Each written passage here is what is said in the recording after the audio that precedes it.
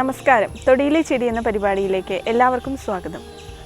ഇന്ന് നമ്മൾ പരിചയപ്പെടാൻ പോകുന്നത് കൂർക്കയെക്കുറിച്ചാണ്.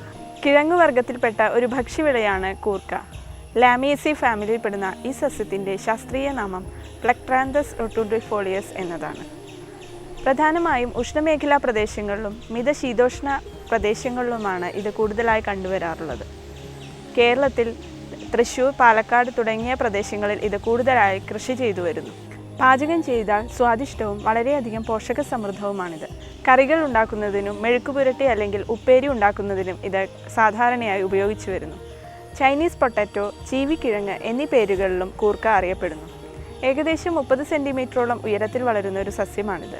പനിക്കൂർക്കയോട് സാദൃശ്യമുള്ള ഇലകളാണ് ഇവയ്ക്കുള്ളത്. ഇത് കട്ടിയുള്ളതും ചെറിയ ഗന്ധത്തോടു കൂടിയതുമാണ്. വയലറ്റ് നിറത്തിലുള്ള മനോഹരമായ പുഷ്പങ്ങളാണ് ഇവയ്ക്കുള്ളത്. ഇതിൻ്റെ കിഴങ്ങ് നമ്മൾ ഉപയോഗിക്കുന്ന കൂർക്ക ഭൂമിക്കടിയിൽ കാണപ്പെടുന്നു. അത് കൂട്ടം കൂട്ടമായി തവിട്ട് നിറത്തിൽ കാണപ്പെടുന്നു. അതിൽ വിത്തുകളും അടങ്ങിയിട്ടുണ്ട്. തലപ്പുകൾ നട്ടാണ് ഇതിൻ്റെ വംശവർധന നടത്തുന്നത്. ഇലയും കിഴങ്ങുമാണ് ഇതിൻ്റെ പ്രധാനമായ ഔഷധയോഗ്യമായ ഭാഗങ്ങൾ. മാംസ്യം, കാർബോഹൈഡ്രേറ്റ്, പ്രോട്ടീൻ, നിരവധി ആൽക്കലോയിഡുകൾ തുടങ്ങിയവ ഇതിൻ്റെ കിഴങ്ങിൽ അടങ്ങിയിട്ടുണ്ട്. വയറുവേദന, ഛർദി, തീപ്പൊള്ളൽ, ജന്തുജുഷ്ടമായ മുറിവുകൾ, നേത്രരോഗങ്ങൾ എന്നിവയ്ക്ക് ഇത് നല്ലൊരു ഔഷധമായി ഉപയോഗിക്കാവുന്നതാണ്. ഇതിൻ്റെ കൂടുതൽ ഔഷധ പ്രയോഗങ്ങളെക്കുറിച്ച് ഡോക്ടർ CM ശ്രീകൃഷ്ണൻ നിങ്ങളോട് വിശദീകരിക്കുന്നതാണ്.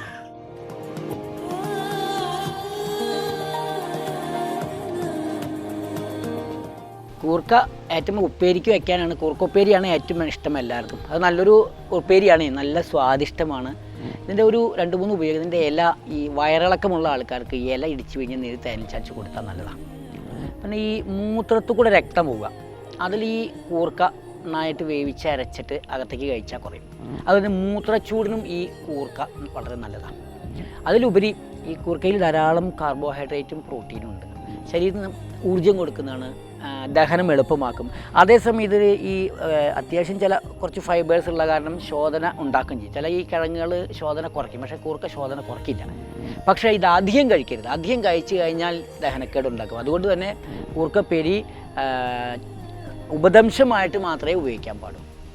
പിന്നെ ഈ കൂർക്കയുടെ ഒരു ഉപയോഗം ബാഹ്യമായിട്ട് ഇതിൻ്റെ ലേപനുണ്ട്. ചില ഈ വ്രണങ്ങൾ ഉണ്ടായിട്ട് കുഴി നകരാൻ ഈ കൂർക്കട ഇത് അരച്ച് ഈ പാലിൽ കലക്കി ഒരു പേസ്റ്റ് പോലെ ആക്കിയിട്ട് മുഖത്തെ ഈ കുഴി വന്നിട്ട് കുഴിയാവുകയും അവിടെ തേച്ച് മാസേജ് ചെയ്ത് കഴിഞ്ഞാൽ കുഴി നകന്ന് വരും.